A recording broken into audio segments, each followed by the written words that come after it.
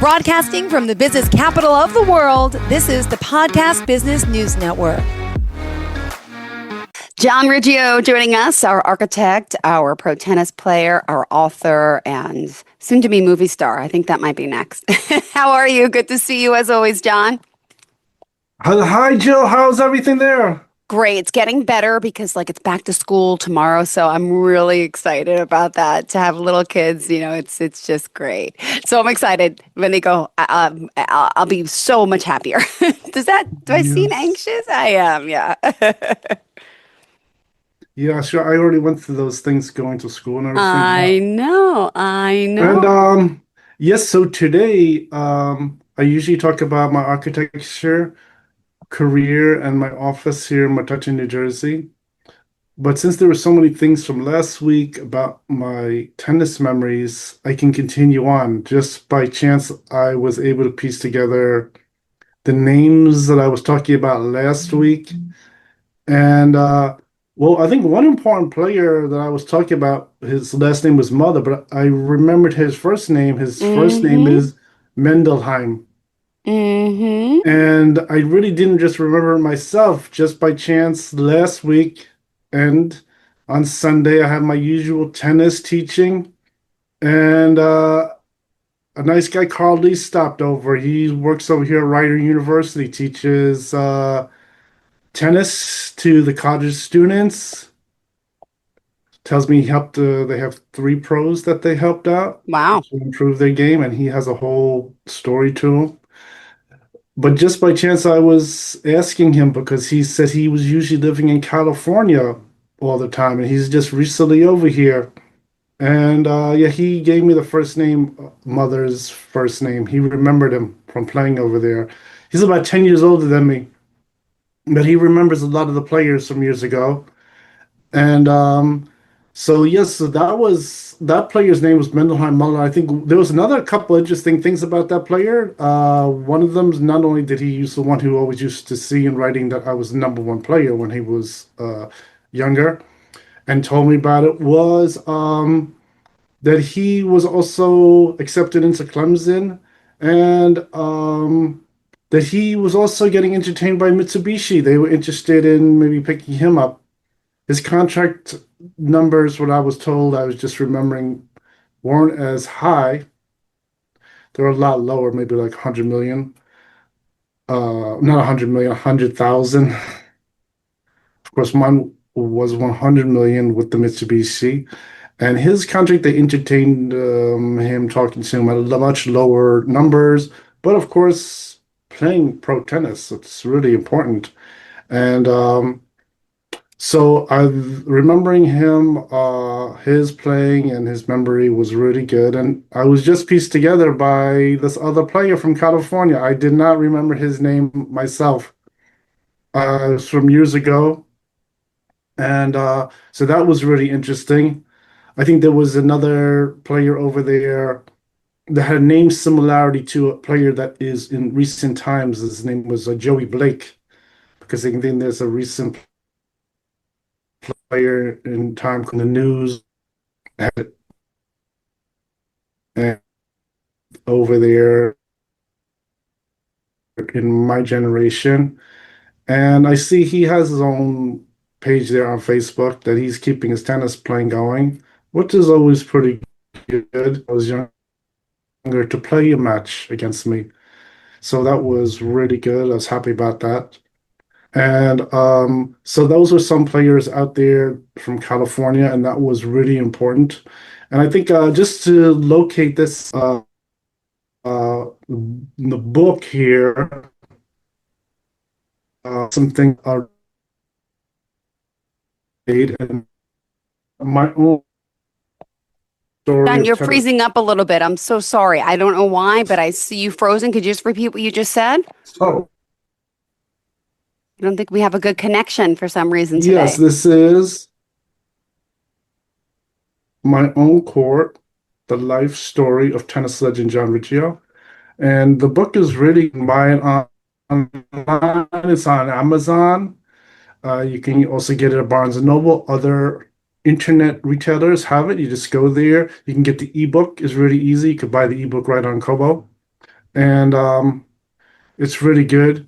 If you read in different languages, I noticed the Barnes& and Noble e-reader is the easiest to translate because you could highlight the text on the ebook, and then you just press the dictionary translate, and it translates the letters into any language. So that helps the Kindle. It's like the Barnes& and Noble special app to make it work. It's up to you. If you know what international reading and things like that, you could probably translate it real easy. So let me Mm-hmm. just get back to sharing this again.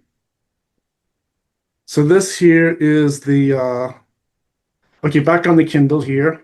Okay. And I think some of these stories that I'm talking about are going back just before 1987. Mm-hmm. And so this is over here.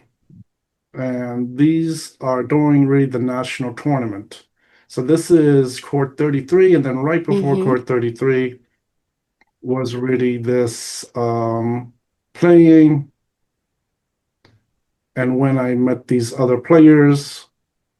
And this is the time when I met these players from also from the going from the junior years heading into was then going into the national tournament. So some of these players were before the national tournament as a junior, and then some of the players were starting to I was talking about were at the Yeah. time of the national tournament. Mm-hmm.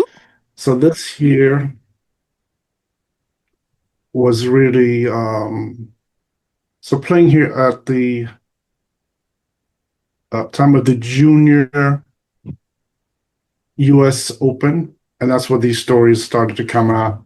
About in from 1984 going to 1985, and then I turned the age of 18 at that point, and then entered into the world of the adult tennis. And the adult tennis was also at the time when I was 18 playing the national tournament. The national tournament then leads into the Davis Cup because just how the tournaments work, I have a list on my book from the national tournament. At that age, the next thing is to get into the Davis Cup. After that point, you could always try to continue to play in the Davis Cup or the national tournament. It's up to you, but it's sort of just like a progression as you're moving up. The idea is really as you move up, you go through these tournaments, and this is just some different things here. Uh, Playing, and this is over here, the 1984 with the Clemson University, and they're backing up my tennis, and I have it just written here about the different things. Um, a lot of my playing was also on the Saturday morning was done on the CBS channel. They had this Saturday morning, and sometimes on Sunday, they'd have tennis players. And that's where a lot of that tennis was coming from, was really from the young pros playing. And they had all kinds of things with the tennis camera going on and turning on all of a sudden, and then you'd watch it on television. And that's usually the best way to do it with all the different parameters of what's happening with tennis. That was the best way to televise it. It put the less stress on everyone, and then the less people could interfere with what was happening. So then this is in the book here. I have all those different stories, and then this ends up here at the Mm-hmm. as an adult, there's no more um, high school courts for me to rely on. I had to then make my way and go over to the National Tennis Center, and that's Mm-hmm. where it shows here from years ago has a court number 33, which they let me have for myself, and it's completely renovated. They put some bleachers around it, and it Yeah. really became part of the tennis playing there. Mm-hmm. I think in previous years ago, that whole little set of courts were really part of the public park.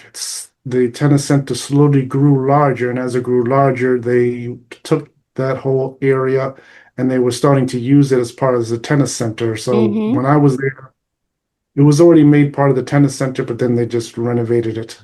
So that was Uh, really a little interesting piece of history. And so I think that was real interesting. And then from there, of course, it goes over to the Alley Pond, where I have more memories and more things going on mm-hmm. there. So let me just stop the share on that. Sure. So I think that was really a lot of information. I think just by chance this weekend, this nice player came over there, Carly, and he filled in the information because I had forgot this other tennis player's name. I had no way to remember. So that was pretty good. So I think as other people remembering these players helps out. I think that was really good. And so there's all kinds of interesting tennis going on from what I'm told. All kinds of people getting involved with pro tennis and teaching tennis and things like that. So that was really very good. I think just by chance, he just gave us a little sample of his tennis playing style. Mm-hmm. He was showing it to us, and that was really very interesting. So I think those things were very good. And I think let's see, I think just to not to make things so boring, from years ago there were some more celebrities I used to also know. Let's see. I love the list. So really one celebrity that isn't in the book. I Oh. didn't want to disrupt her, uh, but I knew her just as long as really Britney Spears as far as entertainment goes Mm-hmm. and watching tennis, watching concerts was really a Jennifer Lopez. Oh my I think everyone goodness. knows Jennifer Lopez these Love days. J-Lo. Yes. Yeah. When I first met her, she was really very young. Her career wasn't that big at that time. Do you have a I picture don't of think- her? I don't have a picture of her Oh, now. I was waiting for it. I'm like, wait, am I missing something? I don't have a picture, but she was, of course, involved with entertainment, entertainment, Yeah. um, seeing other entertainers, sport players, things like that.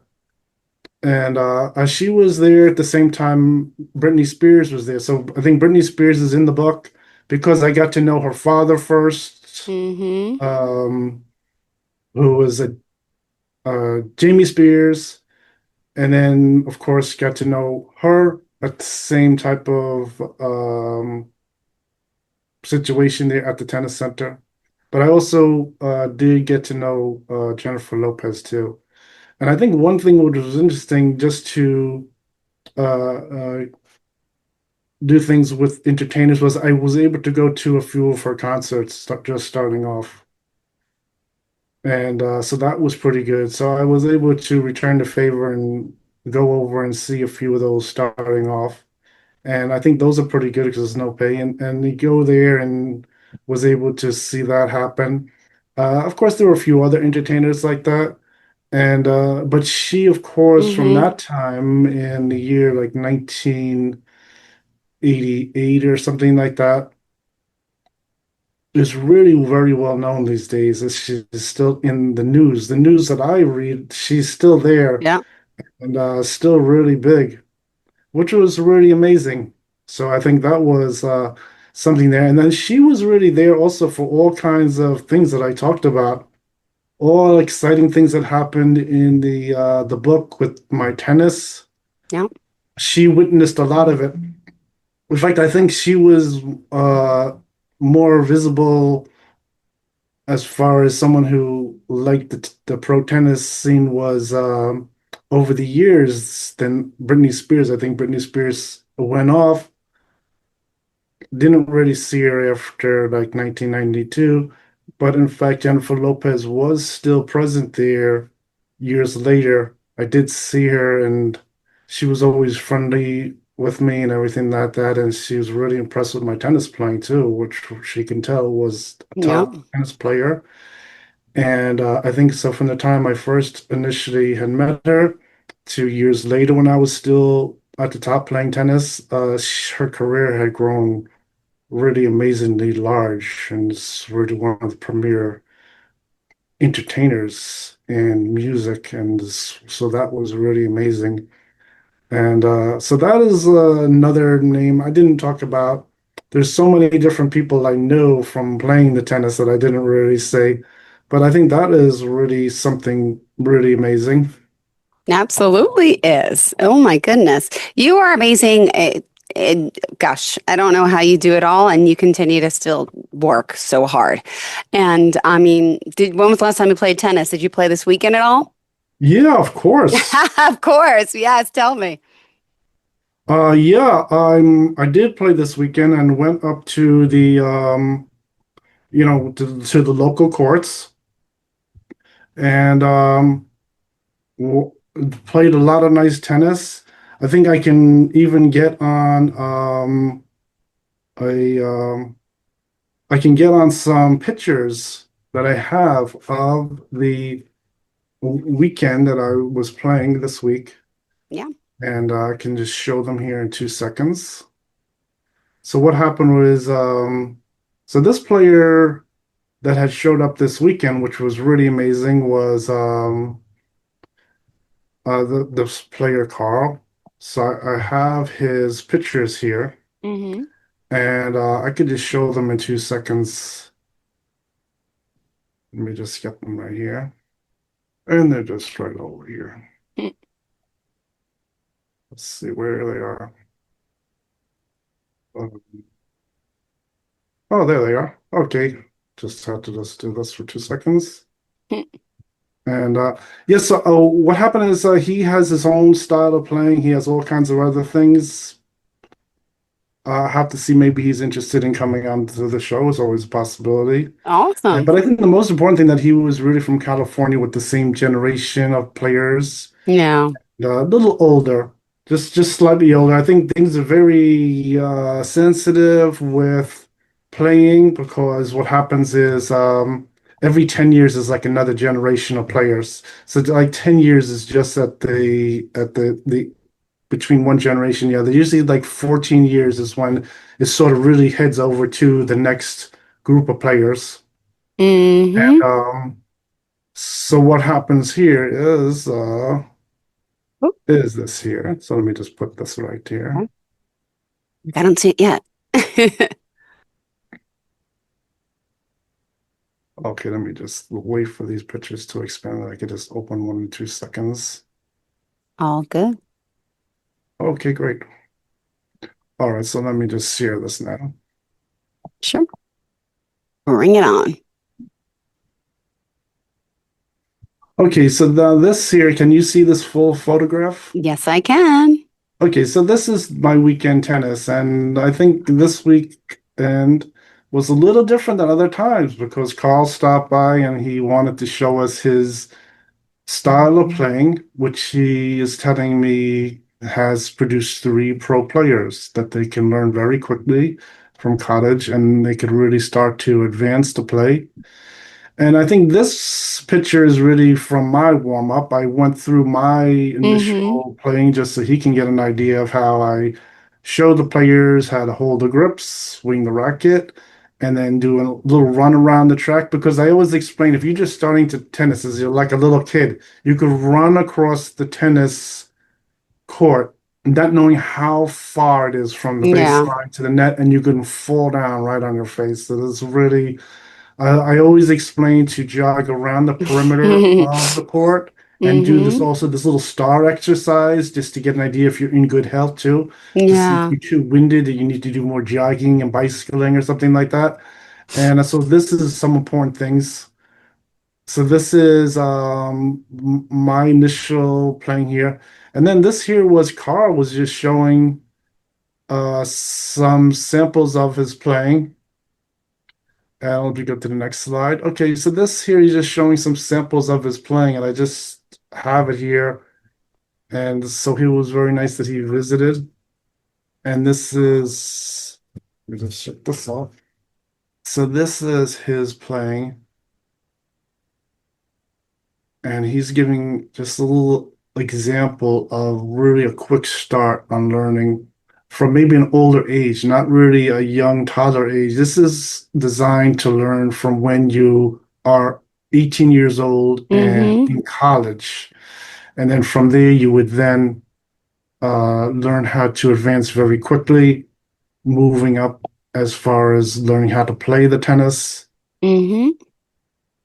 And I think this idea was also very effective that you could even play as far as a pro tennis player, learning very quickly. And so he gave me this little example of playing, which is really good. He's about 10 years, 11 years older than me. Okay. And this is two players. The guy on the right side, he's a regular. And this guy on the left side, he just bought a racket the very first day to play here with us. Oh my goodness, really? Yes, he played maybe a couple times, like 10 years ago or something, he Mm-hmm. says, and he just bought that racket today just to play. This is his very Wow. first day playing tennis. So he has the racket, just went over to like the department Mhm. store, bought his racket. I always like to see what racket people buy when they go to the department Right? store, not having any idea what brand Yeah. or what racket they're gonna buy. So that's his first day playing.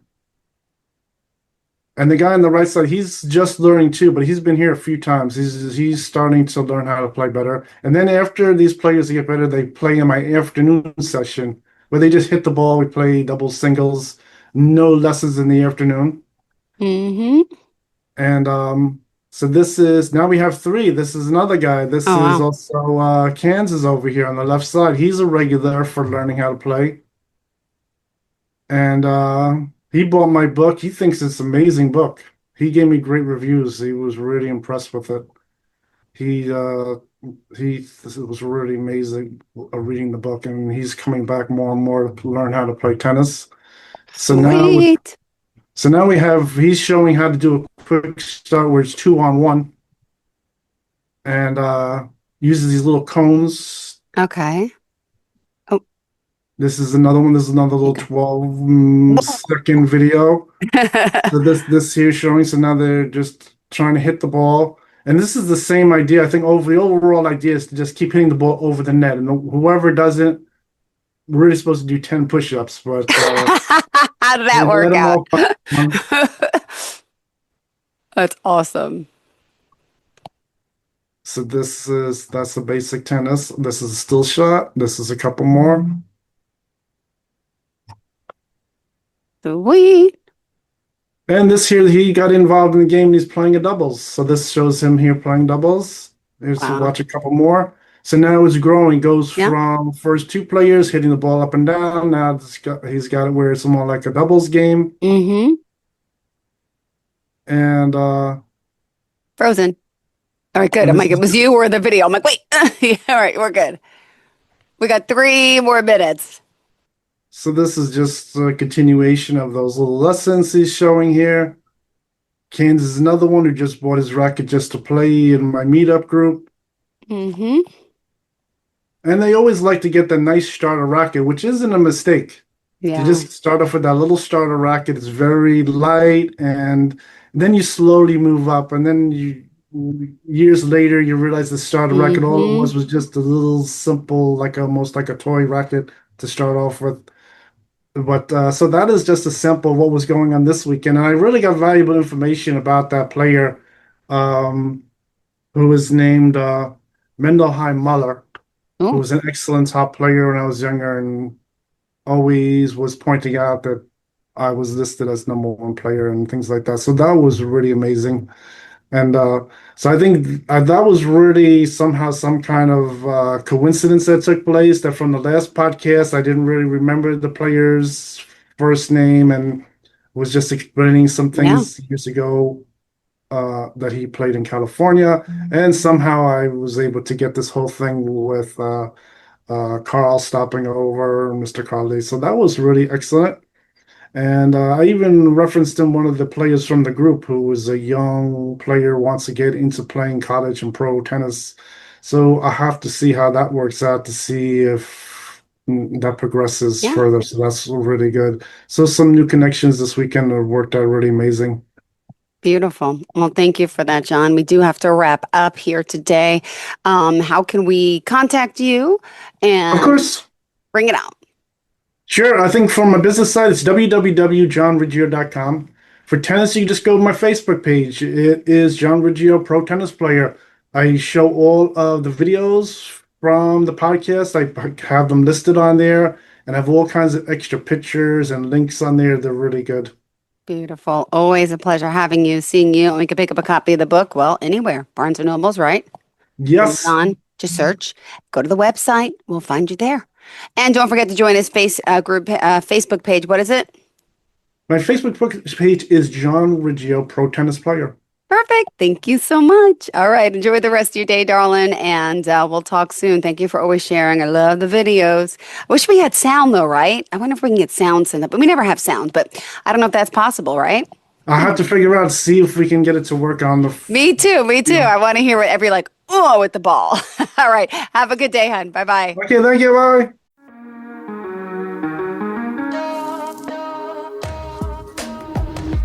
Broadcasting from the business capital of the world, this is the Podcast Business News Network.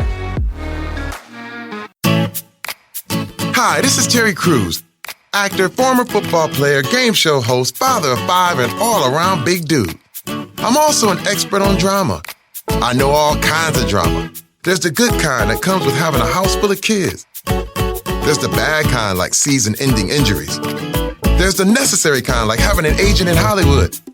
And there's silly drama, like the drama around my percolating pectorals. And then there's the drama you can skip. Skip the drama that comes with not having your high school diploma or equivalency. Find free adult education classes near you and finish your high school diploma. Visit finishyourdiploma.org. Or text diploma to 97779. Message and data rates may apply. Reply STOP to opt out. That's diploma to 97779. And leave the drama to actors like me. Brought to you by the Dollar General Literacy Foundation and the Ad Council.